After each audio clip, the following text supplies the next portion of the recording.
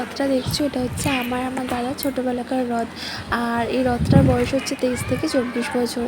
তো আজকে এই রথটাকে নতুনভাবে ডেকোরেশন করবো এবং সেই ভিডিওটাই তোমাদের সাথে শেয়ার করব।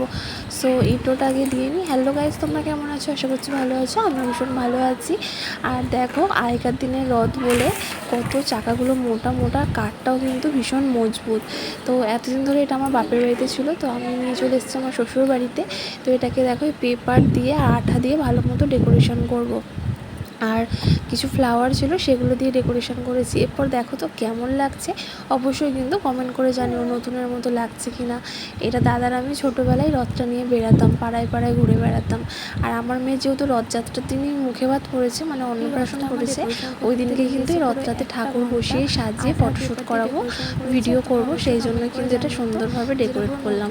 আবার যখন আমার দাদারও নেক্সট জেনারেশন হবে তখন কিন্তু আবার আমি এটা বাপের বাড়িতে পাঠিয়ে দেবো। আর ততদিন আমাদের বাড়িতেই থাক, আমার মেয়ে নিয়ে এটা খেলা করবে। তো আজকের ব্লগটা এই পর্যন্ত। চলো সবাইকে টাটা।